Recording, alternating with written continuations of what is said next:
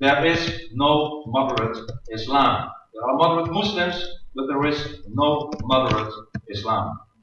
Islam, as a matter of fact, is only a religion to a very limited extent. It's predominantly a dangerous ideology. Islam is more political than religious. Why? Because it aims for a political and Islamic state. Islam is totalitarian. It's not voluntary. It orders people who leave Islam to be killed. The best example why Islam is totalitarian is that you are not allowed to leave it if you are the Muslims. And contrary to other real religions, it also lays obligations to non-members in its society. And Islam is also dangerous because it calls on its followers to imitate Muhammad, the so-called prophet, as closely as possible. And the life and deeds of Muhammad are therefore very important to recognize. And we know a lot about the life of Muhammad from all kinds of contemporary sources. And Islam's own sources, if you study them, tell us how evil Muhammad, the example for so many Muslims, was. And we should not be afraid to talk about it. They show us that Muhammad, as a matter of fact, was a liar, was a rapist, was a mass murderer, was a pedophile. This is the example to so many Muslims today. Because Muhammad abused women, some followers of Islam believe that they are also entitled to treat women in the same way. Because Muhammad lied and cheated in order to advance Islam in his time, some followers feel entitled to do exactly the same today. Islam even has a word for it. That kind of lying is called taqiyya. Maybe you have heard of it. Because Muhammad killed his opponents, some of his followers believe and feel entitled to do exactly the same. Because Muhammad robbed non-Muslims, some of his followers feel we have the right to do the same. And this is called jihad. A few years ago, one of your Swedish newspapers interviewed the sociologist Petra Åkesson, I hope I pronounced it right, after she had conducted a study of Islamic youth here in Malmö. And Åkesson pointed out that these youngsters had been raised in a culture that extols Islamic supremacy. And as a consequence, a significant number of them regard their criminal activities against non-Muslims, against infidels, as a right, as justified, as permitted. And I believe that we have to understand this concept. It is our duty to expose Muhammad, who wrote a book which he said had been dictated to him by an angel from a book written by Allah in heaven. The people from his hometown in Mecca, they knew Muhammad. They said he was crazy. An angry Muhammad, as you know, and it's important for me to tell you to understand, an angry Muhammad immigrated to Medina, which he conquered through taqiyya and jihad. And later he returned to Mecca and conquered it with his troops, eradicating its tradition of openness and religious tolerance. And everywhere, if you look in the history of mankind, everywhere where Islam has gained a foothold, it has brought tremendous human suffering. And of course, not all Islam followers behave like Muhammad would have done. I would never suggest that. But some of them do. Some of them do.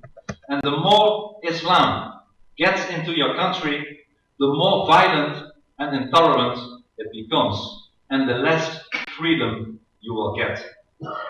Just take a short stroll and walk into your own city, into Malmö's Rosengard area. It is one of the areas in our Western civilization, in our Western nations, where the authorities seem to have lost power, where Sharia is replacing our legal system, where it's often unsafe for non-Muslims to go. Or come with me to the Netherlands, to the Kanaleneiland district in Utrecht. I used to live there for almost 20 years, and I have seen the district degenerate. Or let us go to Paris and visit the suburbs. Or let us go to Brussels, where Islamic gangs even used Kalashnikovs to chase the police in certain neighborhoods, and where employees of the European Parliament complain that they cannot walk the streets at night. In each one of our cities, wrote the Italian journalist Oriana Fallaci shortly before she died in 2006, in each one of our cities there is a second city, a state within the state, a government within the government, the Muslim city, a city ruled by the Quran. And one thing which you certainly should not do is enter these Islamic enclaves if you are the Jew. Jews are fleeing Europe today because they no longer feel safe. And this is not just a bad omen. This is something so intolerable that it must be stopped. And it reminds me of something Raoul Wallenberg once said. He said, and I quote, "I will never be able to go back to Sweden without knowing inside myself that I've done all a man could do to save as many Jews as possible." Wallenberg cared about the Jews, and so should we.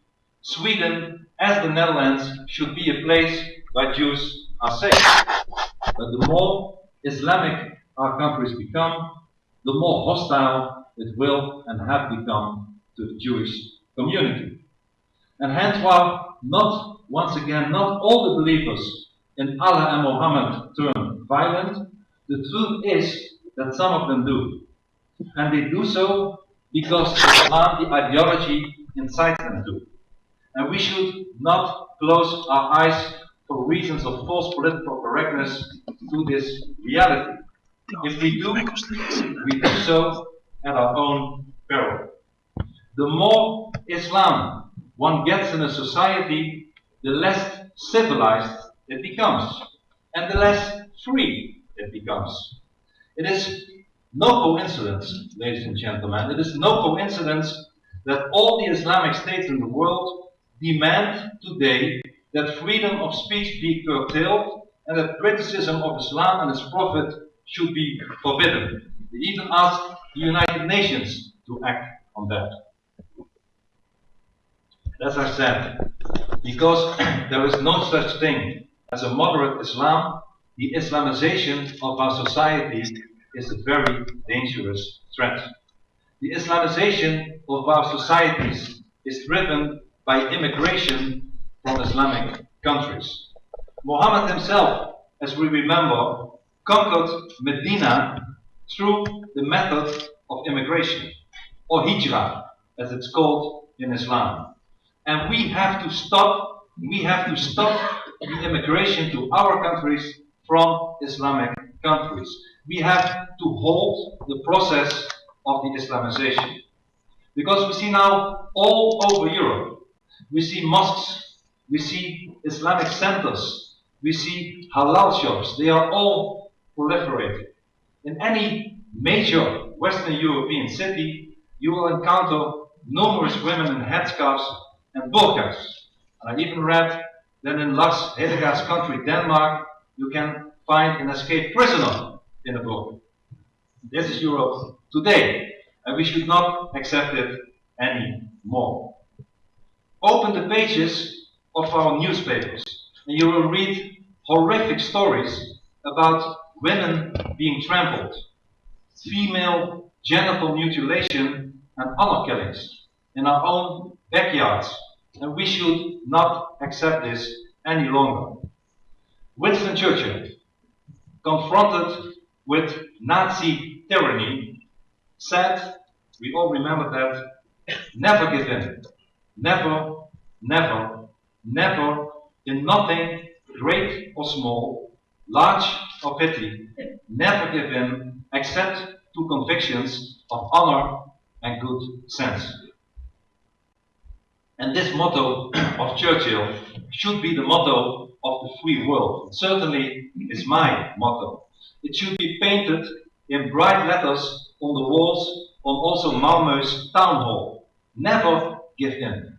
Never give in nothing great or small. Because if the free world gives in to the demands of Islam, it will perish and all our freedoms will be extinguished. And I know that last month, a mosque in the Stockholm district of Geert received permission to broadcast Islamic prayer from a 32-meter minaret. And we should once again not accept that. Ismail Okur, the chairman of this Botkirka Islamic Association in Stockholm, said, we want to have Islamic and religious freedom. But ladies and gentlemen, Islam is not a genuine religion. Islam itself does not even allow religious freedom. It does not allow the choice for people to reject Islam. It orders that people who leave Islam, that apostates, that renegades, should, as a matter of fact, be killed. And the fact that the Islamic prayer call is not heard on the streets does not in any way limit the freedom for Muslims. They are free to believe whatever they want. In countries like ours, they are free to say whatever they want. But this does not include the right to blast through loudspeakers over our cities to hear for us all, even in the privacy of our own homes, the message that there is no God but Allah and Muhammad is the messenger of Allah. If they are allowed to shout this Islamic battle cry, because it is a battle cry through loudspeakers, others should be allowed to shout through their own loudspeakers from their own highest towers to the whole world, including the privacy of their houses, that Allah, as a matter of fact, is a false God, that Muhammad was a fraud, and that Islam is a threat. But you know what would happen if someone would really start doing this? If someone would shout those truths from a rooftop in, let's say, nearby Rosengard. Muslims would take offense. If we would do the same as they do, they would take offense. You know all what happened to your own countryman that I respect a lot, the artist Lars Vilk, who drew a cartoon of Muhammad. He was marked for death. Al-Qaeda offered $150,000 US for his assassination. He was assaulted. His house was arsoned. And an Islamic suicide bomber who killed himself and injured two people, innocent people in Stockholm on December 11, 2010, said that all Swedes would be made to pay for this. He said, and I quote, for their foolish support of the pig Vilks. And Lars Vilks, ladies and gentlemen, you know it better than I do, now lives under permanent police protection. Just as I have been living for 8 years under permanent police protection. Because the so-called followers, peaceful followers of Muhammad, want to assassinate me for criticizing Islam. And that is why all the security and all the demonstrations are here today. But let no one tell you, let no one fool you that Islam respects freedom. Freedom and Islam are incompatible, totally incompatible. And let no one tell you and fool you that Islam is a religion of peace. Islam, ladies and gentlemen, is an ideology of violence. And let no one tell you that you should tolerate